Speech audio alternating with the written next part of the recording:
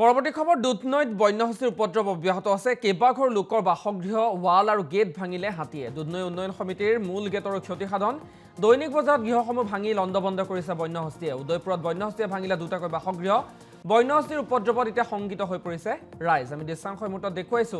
বন্যহস্তীৰ উপদ্ৰৱ অব্যাহত আছে আৰু দুধনৈৰ পৰা আমাক পৰিৱেশ দেখুৱাব বিদ্যুৎ চৰকাৰে।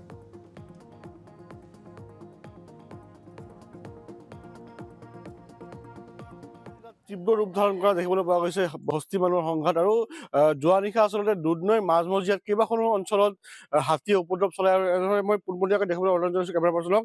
এয়া হৈছে দুধনৈ উদয়পুৰ অঞ্চল আৰু দুধনৈ উদয়পুৰ অঞ্চল এনেদৰে যোৱা নিশা আচলতে কেইবাখনো ঘৰত হাতীয়ে যি উপদ্ৰৱ চলাইছে আৰু তেওঁলোকৰ যি বাসস্থানসমূহ আচলতে হাতীয়ে ভাঙি লণ্ডভণ্ড কৰা দেখিবলৈ পোৱা গৈছে। বহুতো নিশা প্ৰায় ৩ পৰা ৪ বজাৰ ভিতৰত এনেদৰে যি বন্যহস্তীয়ে আহি উপদ্ৰৱ চলাইছে আৰু তেওঁলোকৰ যি বাসস্থানসমূহ একফালৰ পৰা ভাঙি গৈছে আৰু ক'ব লাগিব যে দুধনৈৰ মাজমজিয়াৰ যি জলমন্দিৰ প্ৰাংগণ, সেই জলমন্দিৰ প্ৰাংগণকে আদি কৰি কেইবাখনো ঠাইত হাতীয়ে যোৱা নিশা উপদ্ৰৱ চলাইছে।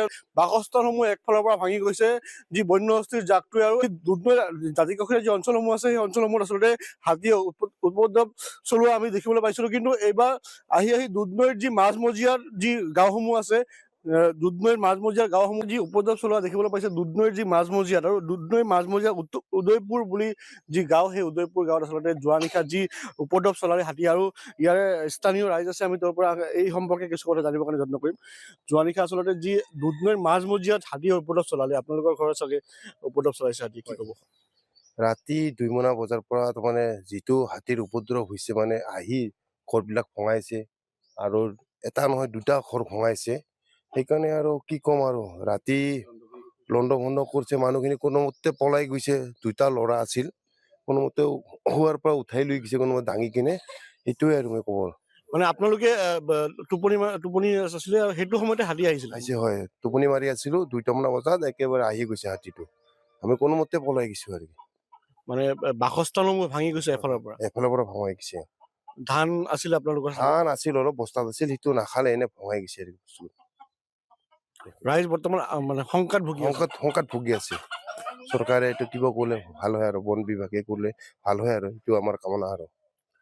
হয়, আচলতে বিনিদ্ৰ ৰজনী কটাবলৈ বাধ্য হৈছে ইয়াৰে যি গঞা ৰাইজসমূহ, কাৰণ প্ৰত্যেক নিশাই আচলতে তেওঁলোকে যি শুবৰ কাৰণে পোৱা নাই, কাৰণ প্ৰত্যেক নিশা আচলতে হাতীৰ যি উপদ্ৰৱ দিনে দিনে বাঢ়ি গৈছে আৰু ইয়াৰে যি দাঁতিকাষৰীয়া অঞ্চলসমূহত হাতী এই কেইদিন উপদ্ৰৱ চলাইছে। কিন্তু যোৱা নিশা আচলতে দুধনৈৰ যি মাজমজিয়াত, দুধনৈ চাৰিআলিৰ আদি কৰি দুধনৈ জলমন্দিৰ আৰু দুধনৈৰ যি উদয়পুৰ গাঁও, সেই উদয়পুৰ গাঁৱত আচলতে হাতীৰ যি এক প্ৰকাণ্ড জাক, সেই প্ৰকাণ্ড জাকৰ কেইটামান হাতী আহি যি এফালৰ পৰা আচলতে যি বাসস্থানসমূহ তেওঁলোকে ভাঙি গৈছে আৰু আচলতে যি ইয়াৰে যি গঞা ৰাইজসমূহ আছে, গঞা ৰাইজসমূহ আচলতে শংকাত ভুগিছে এই হাতীৰ যি উপদ্ৰৱক লৈ। হয়।